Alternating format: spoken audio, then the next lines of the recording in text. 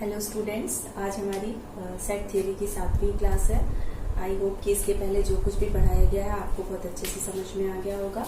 आज हम लोग डी मॉर्गन्स थ्योरम पढ़ने वाले थे। आज हमें डी मॉर्गन्स थ्योरम को प्रूव करना है। प्रूव करने से पहले एक चीज जो आपको हमने सेट थ्योरी पढ़ाते वक्त स्टार्टिंग में बताई थी कि जब हम सेट थ्योरी में कोई भी चीज प्रूव करते हैं, कोई क्वेश्चन या कोई थ्योरम प्रूव करते हैं, तो नॉर्मली जब हम कोई चीज प्रूव करते हैं तो क्या करते हैं, लेफ्ट हैंड साइड को लेके सॉल्व करना शुरू करते हैं और राइट हैंड साइड तक पहुंच जाते हैं, या राइट हैंड साइड से स्टार्ट करेंगे और उसका रिजल्ट जो है लेफ्ट हैंड साइड के इक्वल होगा। लेकिन सेट थ्योरी में थोड़ी सी कंडीशंस चेंज होती हैं।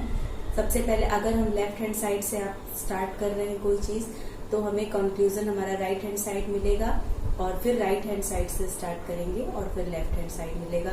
हमें सबसे पहले लेफ्ट हैंड साइड को सबसेट या इक्वल दिखाना पड़ता है राइट हैंड साइड के, फिर राइट हैंड साइड को सबसेट और इक्वल दिखाना पड़ता है लेफ्ट हैंड साइड को, क्योंकि हमने बताया था कि दो सेट्स को हम कैसे इक्वल प्रूव कर सकते हैं अगर हमको उनके डेफिनेट एलिमेंट्स नहीं पता है, और सेट बिल्डर फॉर्म के जरिए हम उसको कैसे प्रूव कर सकते हैं। तो हमें क्या दिखाना पड़ता है कि पहला वाला जो सेट है वो दूसरे वाले सेट का सबसेट है या फिर उसके इक्वल है, और इसी तरीके से हम दूसरे वाले सेट को पहले वाले का दिखाएंगे। लेकिन दोनों ही सेट एक दूसरे के सबसेट हैं और इक्वल भी हैं, तो दिस मीन्स कि दोनों एक दूसरे के इक्वल हैं। तो इसी फॉर्मूले को या इस चीज को ध्यान में रखते हुए हम डी मॉर्गन्स थ्योरम प्रूव करेंगे। डी मॉर्गन्स थ्योरम में आपके 4 थ्योरम्स होते हैं, लेकिन हमने उनको 2 पार्ट में कर दिया है। पहला है जब हम ए यूनियन बी का कॉम्प्लीमेंट लेते हैं तो वो जो है A complement intersection B complement के बराबर होता है, और उसी का सेकंड पार्ट है बस हमारा क्या है, यूनियन और इंटरसेक्शन के जो साइंस है वो आपस में इंटरचेंज होगा, यानी कि ए इंटरसेक्शन बी का जो कॉम्प्लीमेंट है वो आपका A complement union B complement के बराबर होगा। तो इसमें एक हम प्रूव करेंगे और उसी की हेल्प से दूसरा आपको अपने आप से प्रूव करना है। सिमिलरली ये दोनों भी आप देखिए बिल्कुल एक जैसा है। ए 3 सेट्स हैं, A B C are 3 non empty sets. Non empty का मतलब आप समझ रहे होंगे कि वो खाली नहीं है या वो नल सेट्स नहीं है। They have at least 1 element. तो A difference B union C equal होता है A difference B intersection A difference C के, और उसी तरीके से A difference B intersection C आपका इक्वल होता है A difference B union A difference C के। तो दोनों में से एक एक हम प्रूव करेंगे और एक एक आपके लिए टास्क है। अगर आपको नहीं समझ में आता है या आप नहीं कर पाते हैं तो फिर हम अगेन उसको अपनी बताइएगा, तो नेक्स्ट क्लास में हम उसे भी आपको प्रूव करके दिखाएंगे। और आपको जो हमने टास्क दिया था कि आपको डिस्ट्रीब्यूटिव जो थ्योरी या प्रॉपर्टी होती है यूनियन और इंटरसेक्शन के लिए, हमने बताया था intersection is distributive over union and union is also distributive over intersection. तो आपने वो कर लिया, क्योंकि उसके रिगार्डिंग कोई क्वेश्चंस नहीं आए मेरे पास, तो ऐसी उम्मीद है कि आपने कर लिया होगा। तो चलिए स्टार्ट करते हैं। सबसे पहले इसमें पहला वाला लेंगे। लेफ्ट हैंड साइड हमारी क्या है, is equal to A union B का कॉम्प्लीमेंट। यहां से हमको ये रिजल्ट डिराइव करना है, और अगले स्टेप में हमको लेफ्ट हैंड साइड से राइट हैंड साइड का रिजल्ट डिराइव करना है। डेरिवेशन आप बहुत अच्छे से देखेंगे, क्योंकि आपके एग्जाम में डी मॉर्गन्स थ्योरम प्रूव करने के लिए आता है।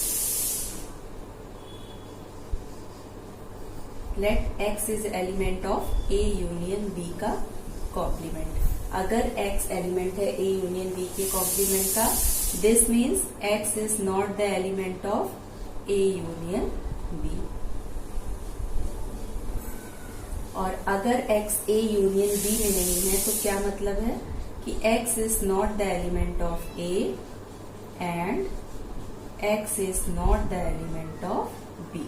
क्योंकि अगर a में नहीं होता और b में होता तब भी a यूनियन में आता, और अगर A में होता और B में नहीं होता तब भी A यूनियन B में आता। लेकिन X clear cut not present in A union B, this means X is not present in A and X is not present in B. When X is not the element of A, then X is element of A complement.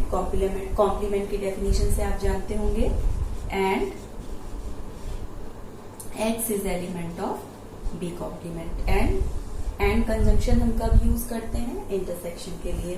तो this means X is element of A intersection A complement intersection B का complement. अब आप ये देख रहे हैं कि left hand side में हमने कहां से स्टार्ट किया था, ए यूनियन बी का कॉम्प्लीमेंट इज इक्वल टू ए का कॉम्प्लीमेंट इंटरसेक्शन बी का कॉम्प्लीमेंट। तो इसका मतलब ये हुआ कि ए यूनियन बी के कॉम्प्लीमेंट के एलिमेंट हमें कहाँ मिल रहे हैं। तो हम एकदम श्योरिटी के साथ नहीं कह सकते कि दोनों सेट्स इक्वल हैं, लेकिन हम सबसेट की डेफिनेशन जानते हैं। जब किसी सेट के सारे एलिमेंट्स किसी दूसरे सेट में पाए जाते हैं तो पहला वाला सेट जो होता है वो दूसरे वाले सेट के सबसेट होता है या फिर सबसेट ऑफ इक्वल। तो ए यूनियन बी का कॉम्प्लीमेंट इज सबसेट और इक्वल टू ए का कॉम्प्लीमेंट इंटरसेक्शन बी का कॉम्प्लीमेंट, और ये हमारी हो जाएगी इक्वेशन नंबर 1। यहां से आप देख सकते हैं LHS इज सबसेट और इक्वल टू RHS। ये हमने प्रूफ कर दिया, लेकिन अभी भी हमारा थ्योरम प्रूफ नहीं हुआ है। यही सेम रिजल्ट अगर हम राइट हैंड साइड से स्टार्ट करते हुए लेफ्ट हैंड साइड पे लेके आएंगे, और जब हम राइट हैंड साइड को लेफ्ट हैंड साइड का सबसेट और इक्वल दिखा लेंगे, तब हम कह सकते हैं सिर्फ सेट्स के लिए कि left hand side is equal to right hand side. तो अब स्टार्ट करेंगे।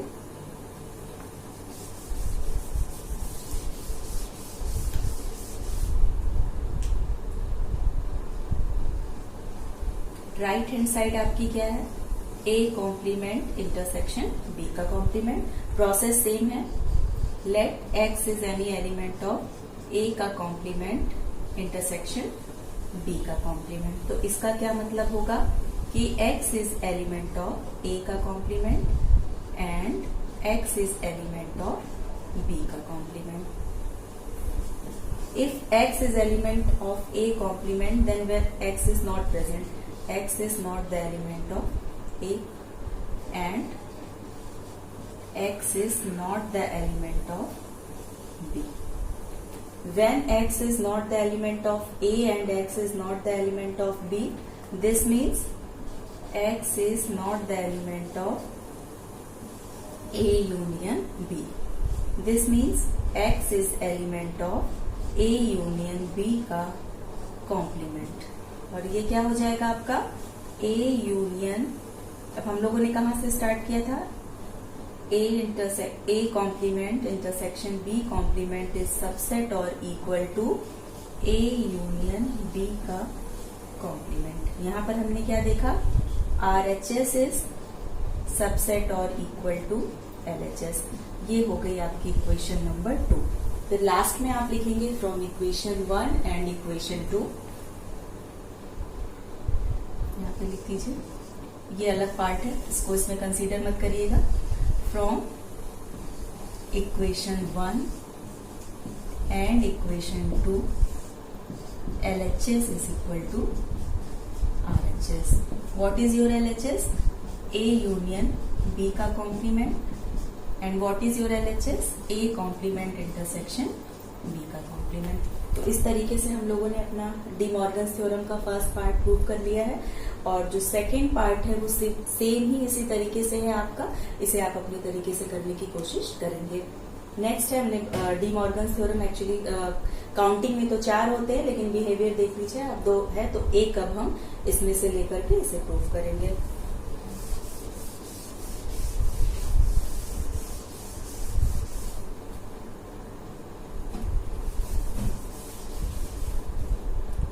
क्या है आपका LHS आपका है, पहला वाला हम इसमें से लेंगे A difference B union C। ये है आपका, और हमें आपको इसे प्रूव करना है इसके बराबर। तो प्रोसीजर सेम है। x कोई एलिमेंट एज्यूम करेंगे, let x is element of A difference B union C। तो इसका क्या मतलब होता है कि x is element of A, difference के लिए कंजंक्शन यूज होता है, and x is not the element of B union C। Again x is element of A, and अब इसको भी आप सेट बिल्डर फॉर्म में कन्वर्ट कर लीजिए। जब x B यूनियन C का एलिमेंट नहीं है, this means x is not present in B and x is not present in C. दोनों में नहीं है। अब हम इसे एक्सपेंड करेंगे, पेयर बनाएंगे, क्योंकि हमारा आंसर देखिए, हमें कोई भी चीज प्रूव करने के लिए बहुत सोचने की जरूरत नहीं, आपको थोड़ा सा लॉजिकल होना पड़ेगा। आप यहाँ पर देख रहे हैं जो पेयरिंग है सेट्स की, यहाँ पर ये सिंगल सेट है और ये दोनों सेट्स पेयर में है, और जो हमारा आंसर है उसमें जो पहला वाला सेट है वो भी दो सेट की पेयरिंग से बना है, और जो दूसरा वाला सेट है वो भी दो सेट की पेयरिंग में बना है। तो इसे भी हमें ओपन करना होगा और पेयरिंग करनी होगी। हमें ओपन कर लेंगे, x is element of A, इसको खोलने का तरीका, and x is not the element of B, फिर सिंबल क्या है, and x is element of A, क्या है second term, x is not the element of C। अब सब हमें सेट बिल्डर फॉर्म में मिल गया है, हमारी पेयरिंग भी कंप्लीट हो गई है। तो आप इसे यहाँ पर देख सकते हैं। अगेन इसको सेट बिल्डर फॉर्म से अपने सिंबल फॉर्म में लेके आएंगे। When x is element of A and x is not the element of B, this means x is element of A difference B।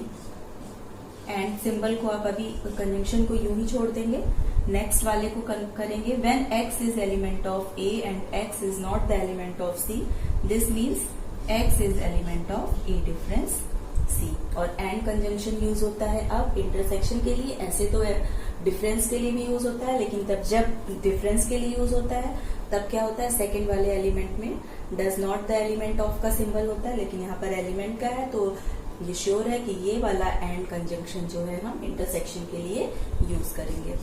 Then x is element of A difference B intersection A difference C। This means LHS is subset और equal to RHS।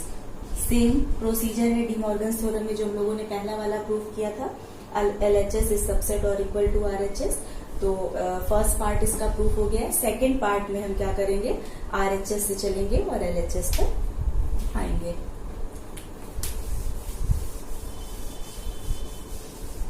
इसी theorem को हम RHS से लेकर के चलेंगे। Reason आपको पता है, RHS हमारा क्या है, RHS is equal to A difference B intersection A difference C।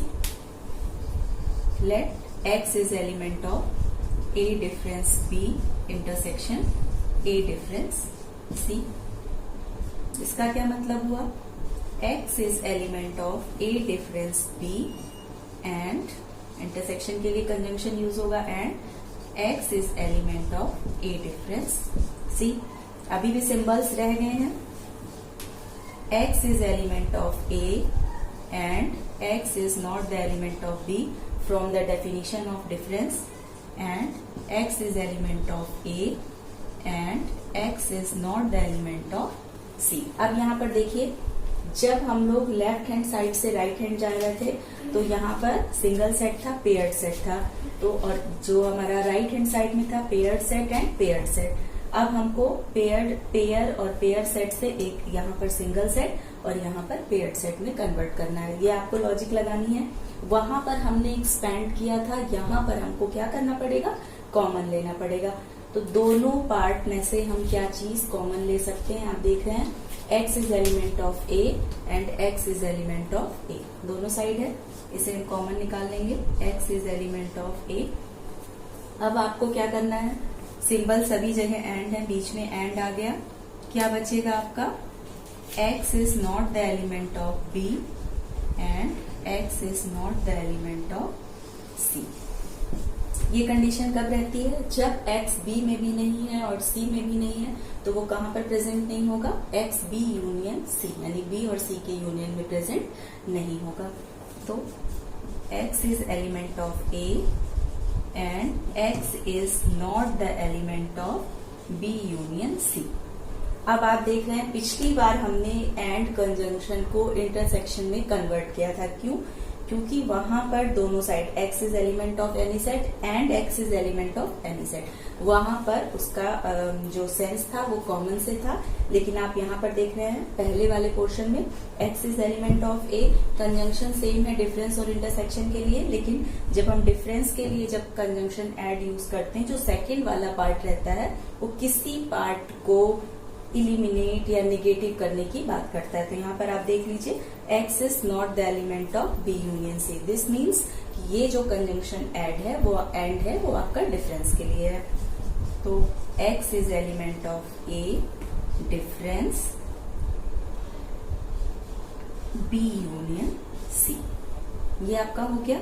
और इससे क्या पता चलता है, RHS इज सबसेट और इक्वल टू LHS। ये आपकी हो गई इक्वेशन नंबर 2।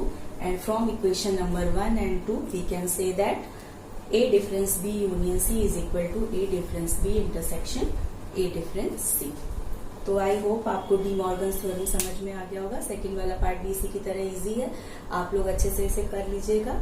और लगभग हमारा खत्म ही होने वाला है, कल हम लोग वेन डायग्राम डिस्कस करेंगे। तब तक आप लोग इससे रिलेटेड क्वेश्चंस को लगा लीजिए और घर पे रहिए, सुरक्षित रहिए। Thank you.